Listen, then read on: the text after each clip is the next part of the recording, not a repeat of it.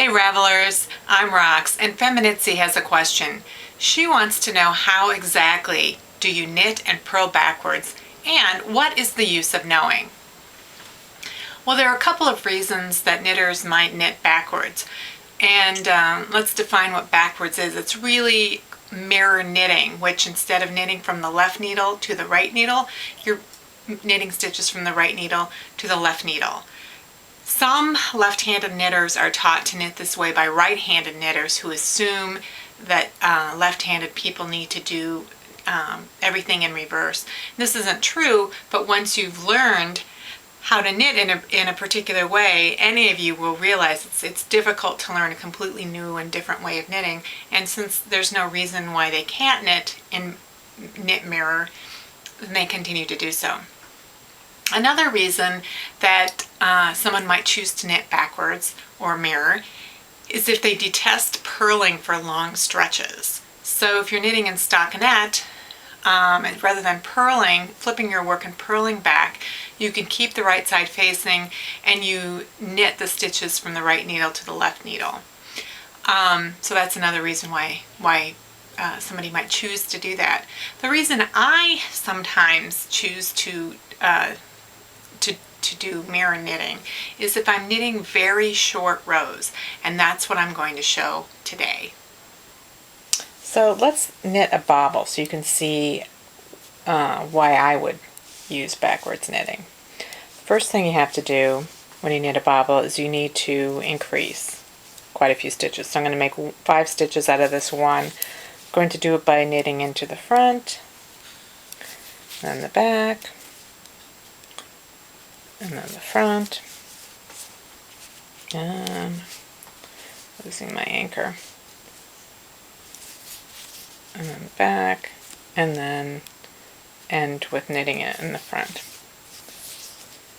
Now, normally what you would have to do is you would have to flip the work, and then you would have to purl back across these 5 stitches, and then you would flip the work again, and then you would knit across them, and then you'd flip it again and purl across. You'd do this several times, back and forth, back and forth. And if you have a number of bobbles across the row, it gets to be a big pain in the rear. So what can be more efficient is to knit across those stitches backwards.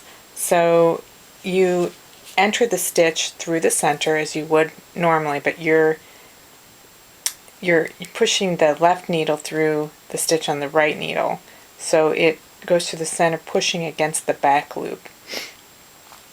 And then you wrap the yarn around that left needle counterclockwise, just like you would if you were wrapping it around the right needle and doing normal forward knitting. And then you come off the stitch. So you go through, wrap counterclockwise, pull that loop through, and take it off the needle.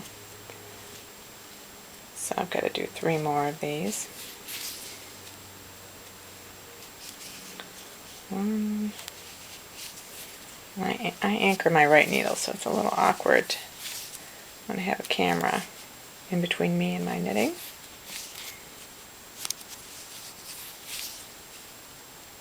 Oh, that one isn't, there we go.